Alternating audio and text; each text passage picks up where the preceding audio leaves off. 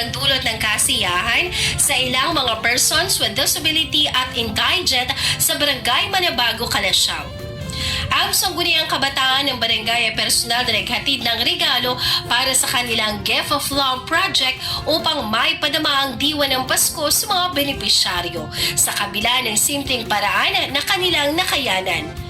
Bagamat magkakaiba ang kalagayan ng bawat isa, nangibabaw ang malasakit at mga aral mula sa mga kwento ng PWDs at indigent.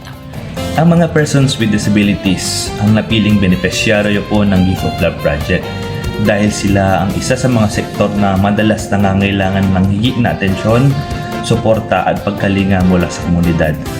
Marami sa kanila ang limitado ang kakayahang maghanap buhay o personal na makibahagi sa mga aktibidad ng ating pong barangay o ng lipunan. Kaya, layunin po ng proyekto na may padama sa kanila ang kanilang halagahan at pagmamahal ng pamayanan sa kanila. Malaking tulong ang pagpapatuloy ng proyektong sinimulan ng dating SK Chairman na ngayon ay Barangay Kapitan na ng barangay. Ang Gift of Love Project po ay nagsimula po taong 2019 nung ako po ay isang SK Chairperson pa lamang kasama ang aking mga SK officials.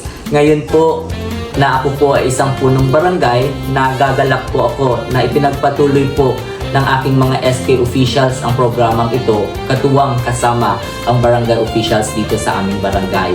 Ang Gift of Love Project po, Be a Blessings to Others, ay isang programa o proyekto po na pagbibigay pagmamahal, regalo para sa ating mga person with disability at mga indigent senior citizen tuwing pagsapit ng Pasko.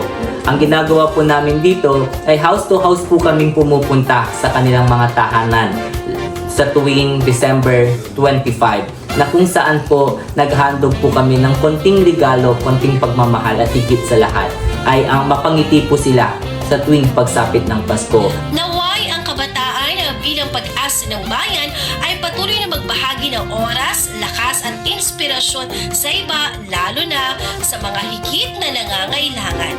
Yan ang ating good news for today. Ako si Idol Tita Ronnie Tataka, IFM.